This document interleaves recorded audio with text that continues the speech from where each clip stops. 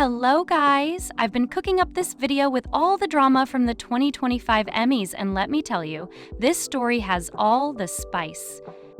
From political bombshells to charity controversies, red carpet conspiracy theories, and emergency room visits, September 14th was not your typical awards night. But first, don't forget to like and subscribe so you won't miss what we are baking with your fave celebs' latest info. So, the 77th Primetime Emmy Awards kicked off on Sunday, September 14th in Los Angeles. And honestly, the drama started before the show even began. Sydney Sweeney showed up in this bold red gown, and immediately people started talking. Now, normally a red dress would just be a fashion moment, right? But here's where it gets interesting. Some people started speculating that the color choice was political. Now, before you roll your eyes, let me give you the context. In August 2025, it came out that Sydney is actually registered as a Republican voter, and her family has conservative views. She also got caught up in that controversial American Eagle ad campaign with the great jeans/jeans pun that some people interpreted as problematic. Though when she walked that red carpet in a bright red dress, the internet immediately started connecting dots. Was it just a fashion choice? Or was it a subtle nod to the Republican red color? Tell me, what do you guys think? Are we overanalyzing a dress, or could there be something to the speculation? Let me know in the comments. But the real drama started when host Nate Bargatze introduced his charity gimmick. He announced that he'd donate $100,000 to the Boys and Girls Club, but here's the twist. For every second an acceptance speech went over 45 seconds, he'd deduct $1,000 from the donation. Now, on paper, this sounds like a fun way to keep speeches short while raising money for charity. But in practice, the proof is right here. It created immediate tension. You could see winners on stage looking nervous, trying to rush through their emotional moments. Some people in the live audience were laughing awkwardly, while others looked straight up uncomfortable. On X, formerly Twitter, the reactions were instant. People were calling it tone deaf and saying it was punishing winners for having feelings. But others defended it as creative fundraising. The drama meter was off the charts, and this was just the beginning of the night. Then came the moment that had everyone talking: Hannah Einbinder's acceptance speech for her win on Hacks. Hannah went slightly over the time limit and then dropped this line, "Go Birds, F ICE and Free Palestine." CBS immediately censored the F ICE part on the live broadcast, but the uncensored clip started circulating online within minutes. Now, here's what makes this even more surprising. Hannah Einbinder is primarily known as a comedian and actress, not a political activist. Her public persona has mostly been about comedy and her work on Hacks, so this bold political statement caught a lot of people off guard. The reactions were split down the middle. Some people praised her for using her platform to speak on important issues, calling it a legendary Emmy moment. Others argued that award shows should stay apolitical and that it was the wrong time and place. But tell me, where do you stand on this? Do you think celebrities should use award show speeches for political statements, or should they keep it about the art? I'm curious to hear your thoughts. Speaking of surprises, fans quickly noticed that Sofia Vergara, who was scheduled to present, never showed up on stage. The internet immediately started speculating, was there drama behind the scenes, a feud with someone? Did she boycott the show?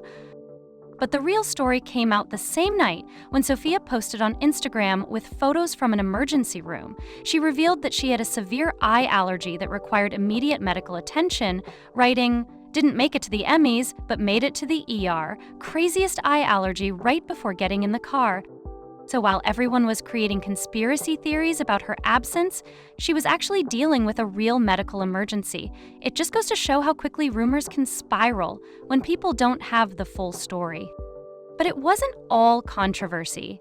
The night also had some beautiful historic moments.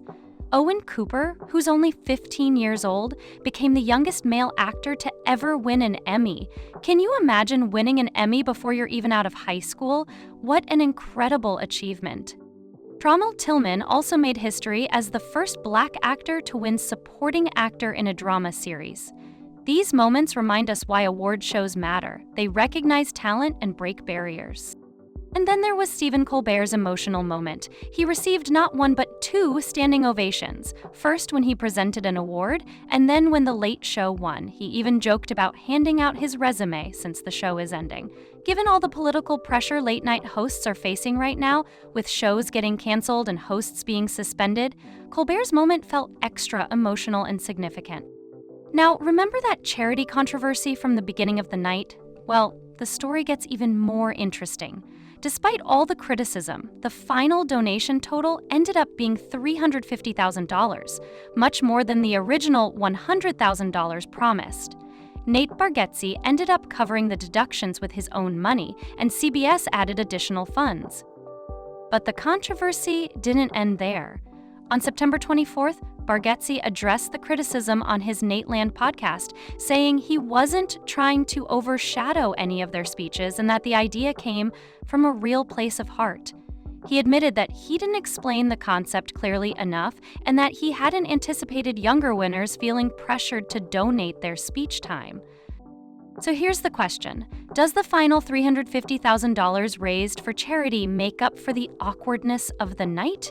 Or should good intentions have been executed better? Now, you might be wondering why all these moments felt so charged and controversial. Well, there's a lot of context to consider. Hollywood is going through a really tough time right now. There are massive layoffs, production is down 40% in Los Angeles, and there's political pressure on the industry like we haven't seen in years. Late-night hosts like Jimmy Kimmel have been suspended, and there are new tariffs on foreign-made films. The industry just went through historic strikes, and there's tension about AI taking jobs.